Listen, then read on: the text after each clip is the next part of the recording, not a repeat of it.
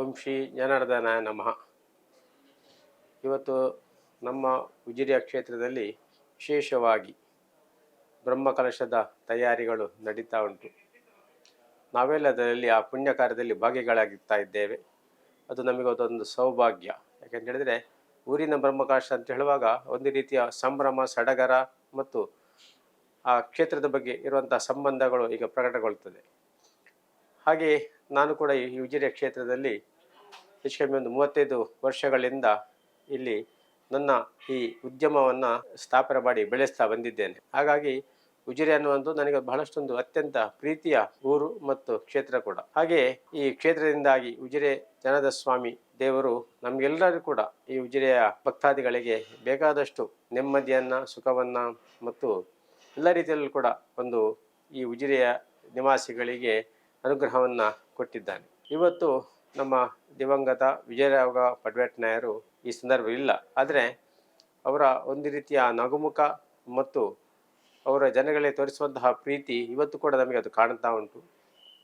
ಯಾವುದೇ ರೀತಿಯ ಒಂದು ಕ್ಷೇತ್ರದ ಇಲ್ಲಿ ಕೆಲಸ ಆಗಲಿಕ್ಕಿರ್ಬೋದು, ಅದರ ಬಗ್ಗೆ ಜನಗಳ ಒಟ್ಟಿಗೆ ಸೇರಿಕೊಂಡು ಅವರು ಮಾಡುವಂಥವರು. ಜನಗಳನ್ನು ಬಿಟ್ಟು ಯಾವುದೇ ರೀತಿಯ ಕೆಲಸವನ್ನು ಅವರು ಮಾಡುವುದಿಲ್ಲ.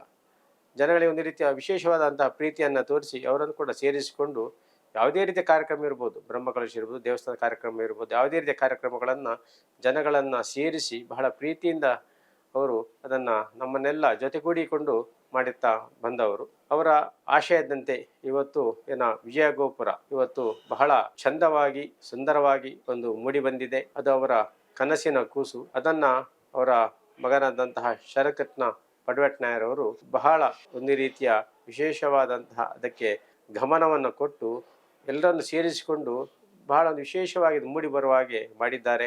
ಅದಕ್ಕೆ ಎಲ್ಲ ಜನರ ಒಂದು ರೀತಿಯ ತನು ಮನ ಧನದಿಂದ ಅದಕ್ಕೆ ಸಹಕರಿಸಿದ್ದಾರೆ. ಇವತ್ತು ಅದು ಒಂದು ರೀತಿಯ ಒಂದು ಅದ್ಭುತ ಕಾರ್ಯ ಅಂತ ನಾವು ಇವತ್ತು ಹೇಳ್ಬೋದು. ಅದು ನಮಗೆ ಕೂಡ ಬಹಳ ಖುಷಿ.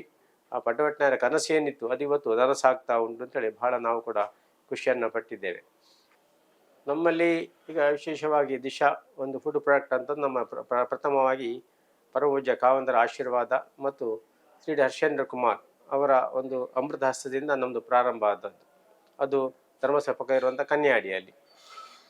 ಅದನ್ನು ನಾವು ಬೆಳೆಸಿಕೊಂಡು ನೆಕ್ಸ್ಟ್ ನಾವು ಸ್ಟೆಪ್ ಇಟ್ಟದ್ದು ಉಜಿರೆಯಲ್ಲಿ. ಅದು ಈಗಲೇ ನಮ್ಮ ದಿಶಾ ಬೇಕರಿ ಅನ್ನುವಂಥದ್ದು 1992ರಲ್ಲಿ ಪ್ರಾರಂಭ ಆಯಿತು. ಅದು ಮೊದಲಾಗಿ ಅದಕ್ಕೆ ಬಂದು ವಿಜಯರಾಘವ ಪಟ್ನಾಯಕರು ಬಂದು ದೀಪ ಬೆಳೆಸಿ ಅದನ್ನು ಉದ್ಘಾಟನೆ ಮಾಡಿದ್ದು. ಅದು ನಮಗೆ ಅಲ್ಲಿ ಆಶೀರ್ವಾದ ಮಾಡಿದ್ದು. ಆಮೇಲೆ ನಮಗೆಲ್ಲ ಗೊತ್ತಿದ್ದರಾಗಿ ದಿಶಾ ದಿನಕ್ಕೆ ಬೆಳೀತಾ ಬಂದು ಬಹಳಷ್ಟು ಇವತ್ತು ಆ ಉದ್ಯಮ ಕ್ಷೇತ್ರದಲ್ಲಿ ನಾವು ಬೆಳವಣಿಗೆಯನ್ನು ಕಂಡಿದ್ದೇವೆ. ಹಾಗೆ ನಾವು ನಮ್ಮ ಉಜಿರೆ ಅಜಿತ್ ನಗರದಲ್ಲಿ ದಿಶಾ ಫುಡ್ ಪ್ರಾಡಕ್ಟ್ ಅನ್ನುವಂಥದ್ದು ಬಹಳ ದೊಡ್ಡ ಉದ್ಯಮವನ್ನು ಸ್ಥಾಪಿಸಿ ಎಲ್ಲವೂ ಕೂಡ ಯಂತ್ರೋಪಕರಣದಿಂದ ನಡೆಯುವಂತಹ ಒಂದು ವ್ಯವಸ್ಥೆಯಲ್ಲಿ ಮಾಡಿದ್ದೇವೆ. ಅದಕ್ಕೆ ಕೂಡ ಅವರ ಅಮೃತ ಹಸ್ತ ಅಲ್ಲಿ ಕಾರಣ. ಹಾಗೆ ಆಮೇಲೆ ನಮ್ದು ದಿಶಾ ಐಸ್ಲ್ಯಾಂಡ್ ಅಂತೇಳಿ ನಾವು ಪ್ರಾರಂಭ ಮಾಡಿದೆವು. ಅಲ್ಲಿ ಕೂಡ ಅವರು ಬಂದು ಉದ್ಘಾಟನೆ ಮಾಡಿದ್ರು. ಆಮೇಲೆ ಎಲ್ರಿಗೂ ಗೊತ್ತಿದೆ ಬೆಳ್ತಂಗಡಿ ತಾಲೂಕಿನಲ್ಲಿ ವಿಶೇಷವಾಗಿ ರುಚಿ ಶುಚಿಗೆ ಯಾವುದು ಹೋಟೆಲ್ ಹೇಳಿದ್ರೆ ಅದು ದಿಶಾ ಫುಡ್ ಕಾರ್ನರ್. ಅಲ್ಲಿಗೆ ಬಂದು ಅವರು ಅದನ್ನು ಕೂಡ ಅವರ ಅಮೃತದಿಂದ ಉದ್ಘಾಟನೆ ಮಾಡಿದ್ರು. ಅಲ್ಲಿ ಕೂಡ ಇವತ್ತು ಇಡೀ ಬೆಳ್ತಂಗಡಿ ತಾಲೂಕೆ ಅಲ್ಲ, ಹೊರಗಿನ ಇದರಲ್ಲೂ ಕೂಡ ದಿಶಾ ಫುಡ್ ಕಾರ್ನರ್ ಹೋಟೆಲ್ ಅನ್ನುವಂಥದ್ದು ಬಹಳ ಹೆಸರುವಾಸಿಯಾಗಿದೆ. ಹಾಗೆ ಅದನ್ನು ಕೂಡ ಅವರೇ ಇಲ್ಲಿ ಮಾಡಿದ್ದು. ಆ ನಂತರ ದಿನಗಳಲ್ಲಿ ಮತ್ತು ಕೂಡ ಮುಂದುವರೆದು ನಮ್ಮದಲ್ಲಿ ಬಿಗ್ ಮಿಸ್ಟ್ ಅಂತ ಓಪನ್ ಮಾಡಿದ್ದೆವು. ಅದನ್ನು ಶರಕೃಷ್ಣ ಪಡ್ವೇಟ್ನಾಯರು ಬಂದು ಉದ್ಘಾಟನೆ ಮಾಡಿದ್ರು. ಹಾಗೆ ಇನ್ನೊಂದು ನಾವು ದಿಶಾ ಬೇಕರಿಯನ್ನು ಓಪನ್ ಮಾಡಿದ್ದೆವು. ಅದು ಕೂಡ ಓಪನ್ ಮಾಡಿದ್ರು. ಹಾಗೆ ನಾವು ಇಡೀ ಬೆಳ್ತಂಗಡಿ ತಾಲೂಕಿನಲ್ಲಿ ನಾವೀಗ ಐಡಿಯಲ್ ಐಸ್ ಕ್ರೀಮ್ನ ಫ್ರಾಂಚೈಸಿಯನ್ನು ನಾವು ಇಲ್ಲಿ ತಗೊಂಡಿದ್ದೇವೆ. ಅದು ಕೂಡ ಇವಾಗ ಇಡೀ ಬೆಳ್ತಂಗಡಿ ತಾಲೂಕಿನಲ್ಲಿ ಪಸರಿಸಿದೆ.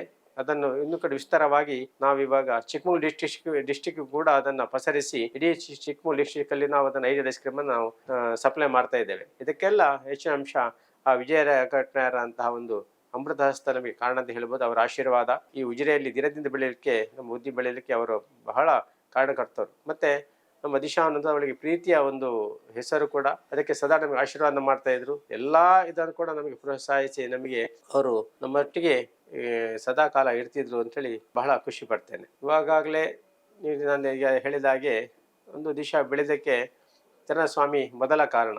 ನಾವು ಹೋಗಿ ಏನು ಕೂಡ ಕೈ ಮುಗಿದು ಬೇಡಿಕೊಂಡ್ರು ಕೂಡ ಯಾವುದು ಕೂಡ ಇಲ್ಲ ಅಂತ ಆಗಲಿಲ್ಲ. ಈ ಒಂದು ನಮ್ಮ ಉದ್ಯಮ ಬೆಳೆಯಲಿಕ್ಕೆ ಹೆಚ್ಚಿನ ಅಂಶ 90% ಜನಾರ್ದನ ಸ್ವಾಮಿಯ ಕಾರಣ.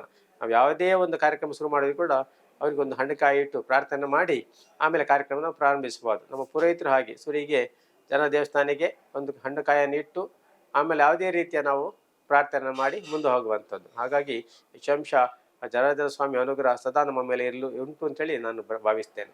ಹಾಗೆಯೇ ಈಗರ ಪರ್ಯಟನ ಮಗನಂತ ಶರತ್ಕೃಷ್ಣ ಪರ್ಯಟನರು ನಮಗೆ ಬಹಳ ಆತ್ಮೀಯರು ಕೂಡ. ನಮ್ಮ ರೋಟರಿಯಲ್ಲಿರ್ಬೋದು ಮತ್ತು ಹೀಗೆ ಸಾಮಾಜಿಕವಾಗಿರ್ಬೋದು ಎಲ್ಲದಲ್ಲೂ ಕೂಡ ನಮ್ಮನ್ನು ಅವರು ಪ್ರೋತ್ಸಾಹಿಸ್ತಾ ಬರ್ತಾ ಇರೋಂಥವ್ರು ಮತ್ತು ಸಮರ್ಥರು ಕೂಡ. ಬಹಳ ಆಲೋಚನೆ ಮಾಡಿ ತನ್ನ ಏನು ಕೆಲಸಗಳಾಗಬೇಕು ಅದನ್ನು ಇನ್ನೊಬ್ರು ಸೇರಿಕೊಂಡು ಅದನ್ನು ಮಾಡ್ಕೊಂಡು ಹೋಗ್ತಾ ಇರ್ತಾರೆ.